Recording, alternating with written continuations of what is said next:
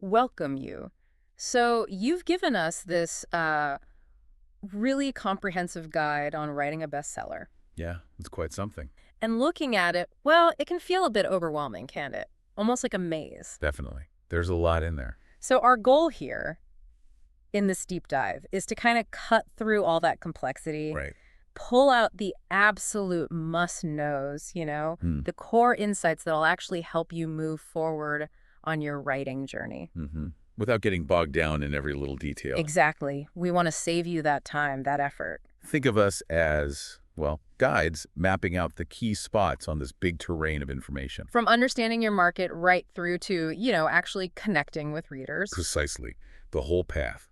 And what's interesting, even in such a detailed guide, some things really jumped out at me. Surprising stuff. Oh, yeah. Like what? Well, like the resurgence of fantasy, how it's come roaring back, partly because of things like, Game of Thrones. That's a great point. Huge cultural impact. Or the level of detail recommended for understanding your ideal reader. It's almost forensic. Ah, creating those reader personas. Yeah. It gets specific. We'll definitely dig into all of that.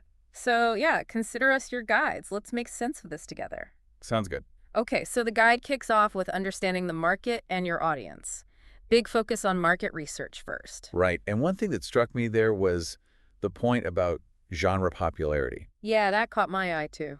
But it's not just what's popular. It's digging into the why. Okay. Take that fantasy example again. It wasn't just more fantasy people wanted after those big shows. Right. It shaped the kind of fantasy, the tone, the complexity maybe. Okay. So it's deeper than just fantasy is hot. Exactly. For you, the listener, it means looking beyond just the bestseller charts in your genre. What are the undercurrents? What are people actually talking about in, like, reader forums or book clubs? What itch isn't being scratched? That makes a lot more sense. It's about understanding the why behind the trend, not just chasing the trend itself. Precisely. The guide also talks a lot about studying best-selling authors in your specific genre, not copying its stresses. No, definitely not copying. It's about analysis. Right. Understanding their techniques, like recurring themes they use or character archetypes. Yeah, or even how they structure their plots. It's like taking a master class, but you're dissecting their work. So reading not just for pleasure, but actively analyzing how they do it. Exactly. How do they build tension?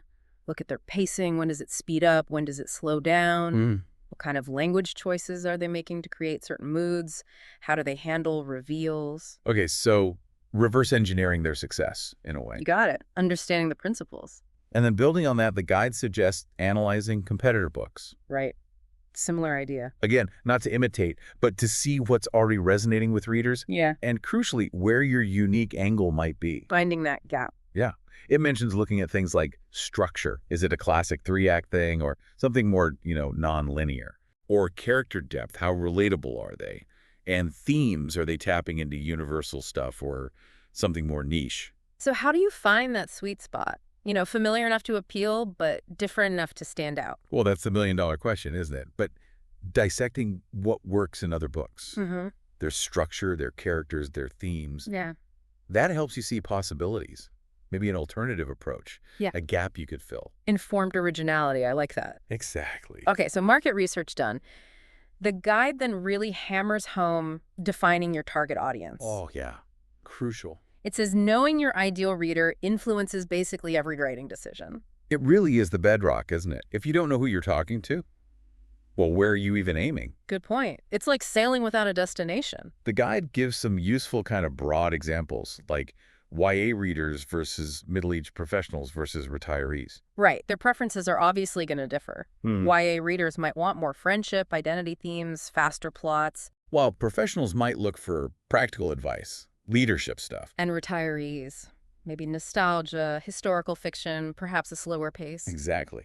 Different life stages, different needs and tastes. And then it introduces this concept of reader personas, which I thought was super practical. Ah, yes. Getting specific. It gives this detailed example like Sarah Thompson, age, job, interests, reading habits, everything. And that's the power of it. It forces you out of vague generalizations like women aged 30-50. Right. When you picture Sarah, reading on her commute, preferring ebooks, loving thrillers, Suddenly your writing choices become much more concrete. How so? Well, you start thinking what language connects with her, what pacing works for a short commute read, what themes resonate with her life. Okay, so it makes the reader real in your mind, a specific person to write for. Precisely. It guides your hand, so to speak. Okay, market understood, reader persona created. The guide says next up is planning the book itself, starting with a compelling concept. The core idea, yeah. And it stresses this need for it to be, well, unique, but also kind of familiar. That sounds tricky. It is a tricky balance. You need that hook, that ooh, tell me more factor. Right, the intrigue. But that uniqueness needs to connect to something readers already understand or look for in that genre. So, not too weird. Sort of. Yeah. Grounded uniqueness, maybe. The guide suggests asking key questions to refine it. Like, what's the absolute central conflict or problem? What drives the main character, their goals, motivations, obstacles? How will they change? Character arc, yeah. And how does the setting influence things? Is it just wallpaper, or does it actively shape the story? Gritty city versus peaceful countryside, you know? Those are great prompts. Really forces you to think about the engine of the story and then the outline. The guide calls it a roadmap for organization, logical flow. The dreaded outline for some. But yeah, it's presented as pretty essential. It highlights the key bits. Plot structure, inciting incident, rising action, climax, all that. The classic beats. Plus character arcs across the story and the underlying themes you want to weave in. Look, for some writers, a super detailed outline feels like handcuffs. I get that. To cancers. Right. But the guide makes a good case for it. Even a flexible outline helps you see the big picture. Spot plot holes early. Pacing issues. Exactly. It can prevent writer's block, keep things consistent. Even if you deviate, having that structure as a base, it's often helpful. Okay, plan in place. Now for the actual writing. The guide gets into techniques for engaging readers, starting with memorable characters. The heart of the story, often. It talks about distinct personalities, clear motivations, and crucially flaws. Makes them relatable. Absolutely. Readers connect with characters who feel real, imperfections and all. And it brings up the old classic, show don't tell, gives a dialogue example too. Which is so important, showing emotion through action, dialogue, internal thought. It pulls the reader in way more than just stating John was angry. Right, you feel it with them. And that suggestion about character questionnaires. I think that's brilliant. Yeah. It makes you think about details. Maybe stuff that never even makes it onto the page explicitly, but it informs how that character acts and speaks. Makes them feel solid, authentic. Got it. Another key thing for engagement, building suspense and tension. Keeping those pages turning. The guide explains it's about anticipation, uncertainty, starting with early conflicts and gradually upping the stakes. And pacing plays a huge role there. Yeah, it mentions the back and forth between action and quieter moments, reflection. You need those moments to breathe, to process, otherwise it's just relentless noise. And it lists specific techniques, too, with examples like foreshadowing. Leaving those little clues, yeah, like the suspicious person hanging around. Yeah. Makes the reader uneasy. Using unreliable narrator. Ooh, love those. Makes you question everything, creates real intrigue. And time pressure. The ticking clock. Instant tension booster. Yeah. Deadlines, countdowns. They work because they tap into something fundamental, raises the stakes immediately. Having those concrete examples really helps make it clear how to actually do it. Totally agree. Takes it from theory to practice. Then there's using vivid descriptions. The guide contrasts a simple, messy room with a more detailed sensory description. Big difference, isn't there? One tells you, the other lets you see it, feel it almost, engages the imagination. But it also warns against over-description, bogging things down. Yeah, that's key. Balancing detail with pace and tone. You don't need to describe every single leaf on every tree. It gives an example of describing a forest using multiple senses. Sounds, smells, light. That's the trick. Engaging more than just sight creates a much richer, more immersive world. Smell, sound, texture. It makes it feel real. And it mentions this can even enhance emotion, like describing the physical feeling of fear or joy. Definitely. Grounding emotions in physical sensations or linking them to sensory details in the environment makes them much more powerful for the reader. Okay, so you've drafted the manuscript, poured your soul onto the page, but you're not done. Not even close. Now comes revising and editing. The guide starts with self-editing, suggests taking a break first, getting fresh eyes. Crucial. You need that distance to see it objectively again. And reading it aloud. Which sounds simple, but apparently really Oh, works. it's incredibly effective. Yeah. Your ear catches clunky phrasing, awkward dialogue, repetition that your eye just skates over. Hmm. And looking beyond just spell check, right? For consistency, awkward sentences. Absolutely. Yeah. Spell check won't catch if your character's eye color changes halfway through or if the tone feels off. It requires that human read-through. It gives some specific tips too, like cutting filler words, just Is very, that actually. tightening the prose makes a huge difference. And varying dialogue tags, maybe using action beats instead. Ensuring names and timelines are consistent. All vital stuff for that first polish. Then, after you've done all you can yourself, the guide really pushes seeking feedback. Beta readers. Yeah, getting outside eyes on it. Friends, other writers, people in your target audience. And asking for honest, critical feedback, even if it's tough to hear, on plot holes, character issues, overall enjoyment. It can be tough because it feels so personal. But that honest feedback is gold. They'll spot things you're completely blind to because you're too close to it. Need to have thick skin, I guess. A little bit, yeah. But remember, the goal is to make the book better. It's not an attack, it's help. Choose readers you trust to be constructive. And for the ultimate polish, professional editors. The guide mentions developmental editing for the big picture. Structure, pacing, character arcs, plot, the macro stuff. And copy editing for the sentence-level details. Grammar, punctuation, style consistency. The micro stuff. Both are incredibly valuable. A pro editor brings objectivity and expertise that can really elevate the manuscript. Improve marketability, too. It's an investment, basically. A worthwhile one, often. Puts your best foot forward. Okay, manuscript is shining. Ready for the world. Now, how to publish. Big decision. The guide covers 3 main paths. First, traditional publishing. Right, the classic route. The publisher handles production, distribution, marketing. But getting a deal means agents, query letters, proposals. And it's competitive. Very competitive. You need a strong query, a polished manuscript, often an author platform already. What's the upside, then?